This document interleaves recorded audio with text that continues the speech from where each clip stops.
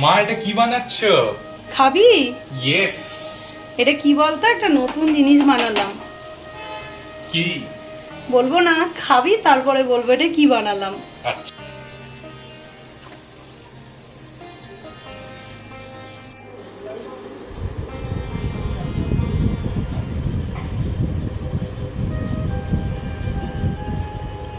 দারুণ হয়েছে তরকারি। কেমন হয়েছে? Very good. এটা কিসের বলতো?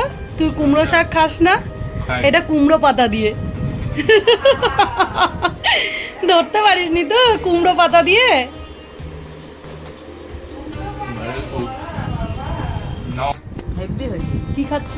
লাউ পাতার বড়া। লাউ না, কুমড়ো পাতা। কুমড়ো পাতা কেমন হয়েছে? খুব ভালো হয়েছে। কতটা? হেভি হয়েছে।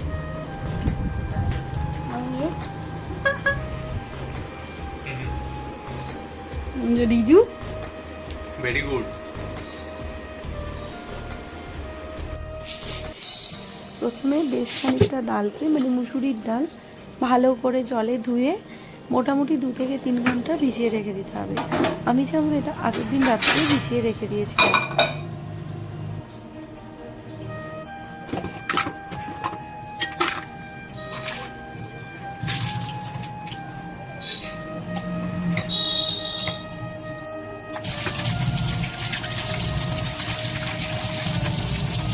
ভালো দেখে, বড় বড় দেখে বেশ খানিকটা কুমড়োর পাতাকে, মানে কুমড়ো শাকের যে পাতাগুলো হয় সেই পাতাগুলোকে ভালো করে নুন দিয়ে জল দিয়ে একবার ফুটিয়ে নিতে হবে, যাতে এর ভিতরে, মানে কুমড়ো শাকের পাতার ভেতরে যা জার্মস থাকে সেগুলো যাতে মরে যায়, তার জন্য নুন দিয়ে জলে একটু ভাপিয়ে নিতে হবে।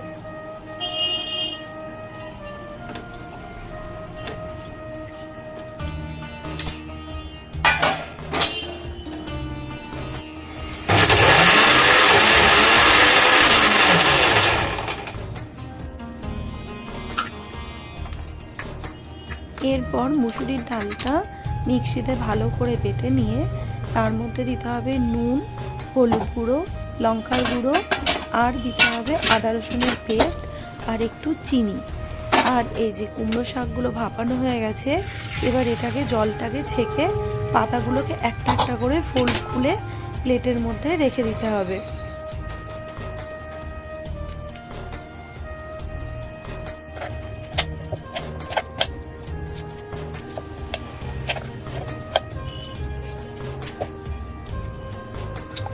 এই বড়াটা কিন্তু গরম গরম ভাতের সঙ্গে পাতলা মুসুরির ডাল দিয়ে কিন্তু খেতে দারুণ লাগবে, এবং বড়াটা খেতেও কিন্তু ভীষণ ভালো হয়।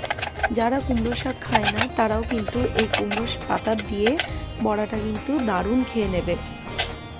এটা খেতে কিন্তু অসাধারণ টেস্টি হয়, এবং স্ন্যাক্স হিসেবেও যদি খাওয়া যায় তাহলেও কিন্তু ভীষণ টেস্টি এবং ভীষণ দারুণ খেতে। আর খুব একটা কিন্তু ঝামেলাও নেই।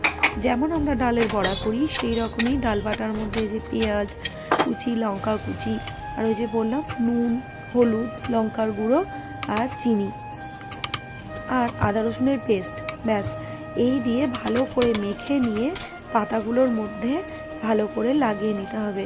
তারপর ফোল্ড করে নিয়ে গরম তেলের মধ্যে এপিট ওপিট ভালো করে ভেজে নিলেই কিন্তু হয়ে যাবে। এটাকে কিন্তু অনেকে আবার বলে থাকে যে কুমড়ো পাতায় ডালের পাতুরি।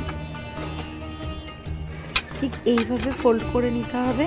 আর কুমড়ো পাতাগুলো যত বড় হয় ততই ভালো। আমার কাছে সব পাতাগুলো কিন্তু এত বড় ছিল না, যেরকম পাতা ছিল সেরকম দিয়েই করেছি। আর এটা কিন্তু লাউ শাকের যে লাউ পাতাগুলো হয় সেটা দিয়েও কিন্তু খুব ভালো খেতে হয়। আর যেহেতু অনেকগুলো ভাজা হচ্ছিল তাই আমি দুটো দিকে দুটো গ্যাসের ওভেনে দুটো তাওয়া চাপিয়ে নিয়ে আমি এরকম করে ভেজে নিয়েছি। আর এটা গ্যাস কমিয়ে অল্প আঁচে ভাজতে হবে, তাহলে কিন্তু ভীষণ মুচমুচে হয় এবং ভিতরটাও খুব সুন্দরভাবে হয়ে যায়।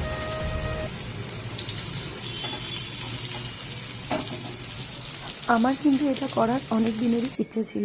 আমি কিন্তু ফেসবুক থেকেই একজনের চ্যানেলে দেখেছিলাম, ঠিক নামটা মনে পড়ছে না আমার এখন, কিন্তু আমি ওনার থেকেই দেখে আমি এটা ভেবেছিলাম করব, এবং আজকে করে ফেললাম আর আপনাদের সঙ্গে এটা শেয়ার করলাম।